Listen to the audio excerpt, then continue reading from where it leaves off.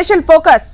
హమ్మయ్య, మొత్తానికి నింగి నుంచి నేలపై సేఫ్ గా అడుగు పెట్టేశారు భారత సంతతి ఆస్ట్రోనాట్ సునీత విలియమ్స్.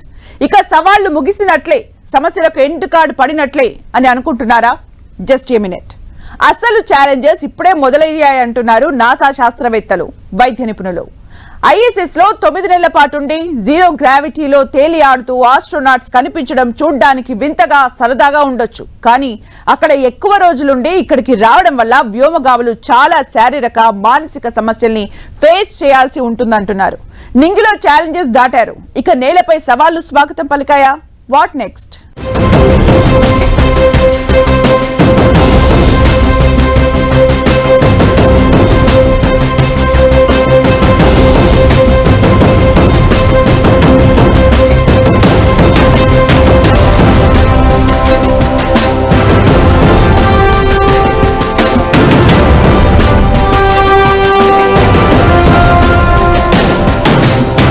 నింగిలో సవాళ్లను దాటిన భారత సంతతి వ్యోమగామి సునీత ఇక నేలపై ఛాలెంజెస్ ఫేస్ చేయనుందా?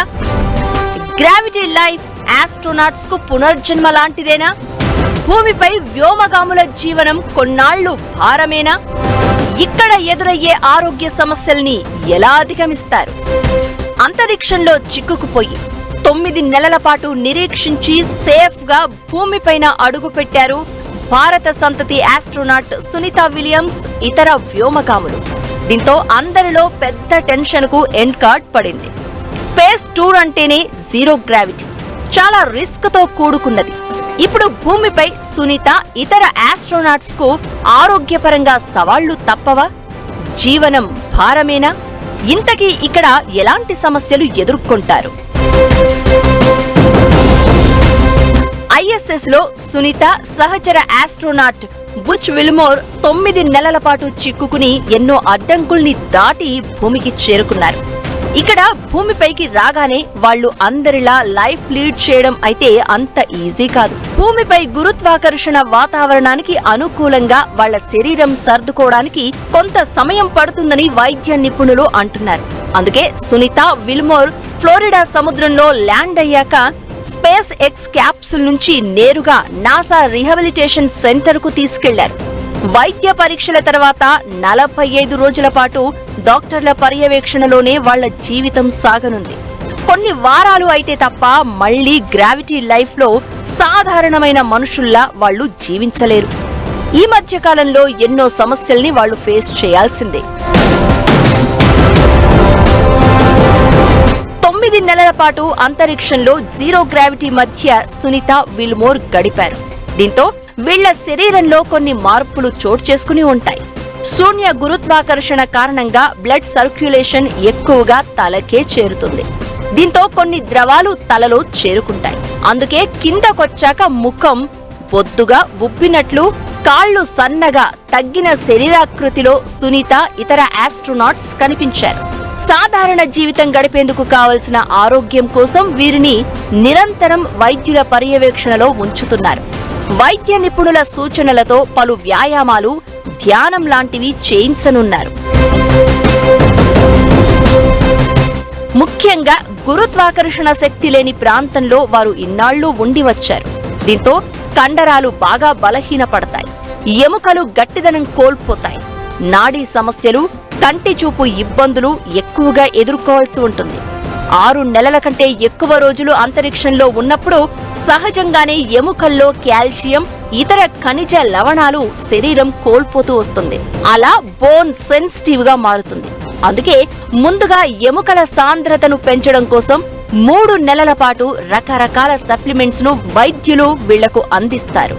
6 నెలలు పైనుంటే భూమి పైన 20 సంవత్సరాల్లో జరిగే బోన్ లాస్ కి ఈక్వల్ ఉంటుంది. బోన్ డెన్సిటీ తగ్గడం అంటే బోన్ లో సాంద్రత తగ్గిపోవడం, మజిల్ వీక్నెస్ రావడం, కొంతమంది ఐసోలేషన్ లో ఉండి మానసికంగా దెబ్బతిండడం, కాస్మిక్ రేస్, సన్ రేస్ వల్ల వాళ్ళ క్యాన్సర్స్ వచ్చే ప్రమాదం ఉంటుంది. కాబట్టి వాళ్ళకి ఎట్మోస్ట్ క్యాన్సర్ స్క్రీనింగ్ టెస్ట్ జీవితకాలం చేయాల్సింది. ఆస్ట్రోనాట్స్ సునీత విల్మోర్ 6 నెలల కంటే ఎక్కువే 9 నెలల పాటు అంతరిక్షంలో ఉండొచ్చారు. ఆ లెక్కన శారీరక మానసిక సమస్యలను ఎక్కువే ఫేస్ చేయాల్సి ఉంటుంది. వెన్ను, మెడ, తల భాగంలో గ్రావిటీ కారణంగా కొన్ని మార్పులు జరిగే ఛాన్స్ ఉంటుంది. అందుకే వాళ్ల శరీరాకృతిని సాధారణ స్థితికి చేర్చేందుకు కొన్ని రకాల ఎక్సర్సైజులు, ఏరోబిక్స్ చేయిస్తారు. ఇవి కండరాల బలాన్ని పెంచుతాయి, శక్తిని, శారీరక సమతుల్యతను ఇస్తాయి. ఒక రకంగా ఇది వారికి పునర్జన్మతో సమానం. అప్పుడే పుట్టిన శిశువు ఎలా సమస్యలను ఎదుర్కొంటూ ఎదుగుతారో దాదాపు అలాంటి ప్రాబ్లమ్స్ నే వీళ్లు ఫేస్ చేస్తారు. శరీరాన్ని తమంతట తాముగా బ్యాలెన్సింగ్ చేసుకోవడం నుంచి బాగా నడవడం, బరువుల్ని పట్టుకోవడం, ఎత్తడం, మాట్లాడడం, ఆలోచించడం వరకు కొన్ని వ్యాయామాల్ని చేయిస్తారు. మరోపక్క మానసికంగా బలపడడం, చురుకుదనం కోసం రకరకాల మెడిటేషన్స్, సప్లిమెంట్స్ ను అందిస్తారు. స్పేస్ లో ఎక్కువ రోజులు ఉన్నప్పుడు అలా తేలి ఆడుతూ ఉన్నారులే, ఇక వీళ్ళకేం ప్రాబ్లమ్స్ ఉంటాయనుకుంటారేమో. భూమిపైకి తిరిగి వచ్చాక ఆస్ట్రోనాట్స్ కు అన్ని సమస్యలు సవాళ్లేనట. ఎముకలు వీక్ అవుతాయి, కండరాలు క్షీణిస్తాయి, నాడీ వ్యవస్థపై తీవ్ర ప్రభావం చూపుతుంది. వాళ్ళు కోలుకోవడానికి కొన్ని వారాల సమయం పడుతుందట. గురుత్వాకర్షణలో జీవించడం అంటే ఓ రకంగా మళ్లీ జన్మించినట్లే లెక్క. జీరో గ్రావిటీ నుంచి గ్రావిటీ లైఫ్ లోకి వచ్చిన ఆస్ట్రోనాట్స్ గురుత్వాకర్షణలో జీవించడం అంటే మళ్లీ జన్మించినట్లేనా? ఎముకలు, కండరాలు, నాడీ వ్యవస్థపై తీవ్ర ప్రభావం, కోలుకోవడానికి కొన్ని వారాలు సమయం. జీరో గ్రావిటీ కారణంగా వ్యోమగాములు స్పేస్ లో ఉన్నప్పుడు నడవటం, కదలడం కోసం ఎక్కువగా శ్రమించాల్సిన అవసరం ఉండదు. తల్లి కడుపులో ఉమ్మనీరు మధ్య కదిలే బిడ్డల జీరో గ్రావిటీలో తేలియాడుతూ జీవిస్తారు. దీంతో చిన్న పిల్లల్లాగే వాళ్ల కండరాలు, ఎముకలపై ఎలాంటి ఒత్తిడి, భారం ఉండదు. అవి బాగా పెళుసుబారిపోతాయి. ఎముకల కణజాలాలు తమ తీరుతెన్నుల్ని మార్చుకుంటాయి. కొత్త ఎముక కణజాలాన్ని నిర్మించే కణాలు నెమ్మదిస్తాయి. పాత ఎముక కణజాలాన్ని విచ్ఛిన్నం చేసి క్షీణించడం ఉంటుంది. అందుకే ఎముకల సాంద్రత తగ్గిపోతుంది. ప్రతి 30 రోజుల కాలానికి వ్యోమగాముల ఎముకలు 1 నుంచి 2% మేర సాంద్రతను కోల్పోతాయి. 6 నెలల కాలానికి 10% వరకు తగ్గుతాయి. ఆ లెక్కన 9 నెలలుగా అంతరిక్షంలో ఉన్నారు సునీత విల్మోర్. కాబట్టి రిస్క్ ఫ్యాక్టర్ కొంత ఎక్కువే ఉంటుంది. మన భూమి మీద వృద్ధుల్లో ఏటా 0.5% నుంచి 1% మేర ఇలా ఎముకల కణజాల క్షీణత ఉంటుంది. అంతరిక్షంలో సుదీర్ఘంగా గడిపి వచ్చిన వ్యోమగాములకు ఎముకలు విరిగే ముప్పు ఎక్కువే. అందుకే సాధారణ స్థాయికి రావడానికి కనీసం 4 ఏళ్ల సమయం పడుతుంది. ఎముకల క్షీణతను తగ్గించుకోవడానికి వ్యోమగాములు ISS లో కఠోర వ్యాయామాలు చేస్తూ ఉంటారు. రోజుకు కనీసం 2 గంటల పాటు ట్రెడ్మిల్ లేదా ఫిక్స్డ్ సైకిల్ పై కసరత్తులు చేస్తారు. ఆ మాత్రం చేయకపోతే శరీరంపై కండరాలు బాగా బలహీనపడతాయి. కూర్చున్నప్పుడు, నిలుచున్నప్పుడు వీపు, మెడ, పిక్కలు లాంటి భాగాల్లో కండరాలపై ఎక్కువ ప్రభావం పడుతుంది. రోదసిలో 2 వారాలు గడిపితే కండరాలు 20% వరకు క్షీణిస్తాయి. 3 నుంచి 6 నెలలు గడిపితే 30% వరకు కండరాల్లో క్షీణత ఉంటుంది. మరి 9 నెలల కాలం కంటిన్యూగా స్పేస్ లో ఉన్నారు సునీత. మరో ఆస్ట్రోనాట్ బుచ్ విల్మోర్. కండరాల సమస్య కూడా ఎక్కువే ఉండొచ్చని వైద్యులు భావిస్తున్నారు. అందుకే కండరాల వ్యాయామం కూడా రీహాబిలిటేషన్ సెంటర్లో ప్రత్యేకంగా చేయిస్తారు. ఆస్ట్రోనాట్స్ స్పేస్ లో ఎక్కువ రోజులు గడిపి భూమిపైకి వచ్చాక వినికిడి, చూపు సమస్యలు కూడా వెంటాడే అవకాశం ఉంది. చెవిలోని వెస్టిబ్యులర్ అనే పార్ట్ గ్రావిటీకి సంబంధించిన సమాచారాన్ని మెదడుకు చేరవేస్తుంది. మనం భూమి మీద నడిచేటప్పుడు బ్యాలెన్స్ తప్పకుండా, తుళ్లి పడిపోకుండా స్థిరంగా ఉండేందుకు ఈ వెస్టిబ్యులర్ పార్ట్ కీలకంగా వ్యవహరిస్తుంది. ఆస్ట్రోనాట్స్ స్పేస్ లో ఉన్నన్ని రోజులు దీని అవసరం ఉండదు. తేలియాడుతూ భారరహిత స్థితిలో ఉంటారు. కాబట్టి వెస్టిబ్యులర్ నుంచి మెదడుకు, అక్కడి నుంచి అవయవాలకు కమ్యూనికేషన్ లోపం ఏర్పడుతుంది. ఇది మెదడులో గందరగోళ పరిస్థితికి దారితీయొచ్చు. దీన్నే స్పేస్ సిక్నెస్ అంటారు. కళ్ళు తిరగడం, తలనొప్పి, కడుపులో వికారం, వాంతులు ఇలాంటి సమస్యలు తలెత్తుతాయి. భూమిపైకి తిరిగొచ్చాక వ్యోమగాములపై గురుత్వాకర్షణ ప్రభావం తిరిగి మొదలవుతుంది కాబట్టి వీరిలో గ్రావిటీ సిక్నెస్ మొదలవుతుంది. పసిపిల్లల్లానే నడవటం, కూర్చోవటం ఇబ్బందిగా ఉంటుంది. దీని నుంచి కోలుకునేందుకు రకరకాల సప్లిమెంట్స్, మెడికేషన్ అండ్ మెడిటేషన్ ఉంటాయి.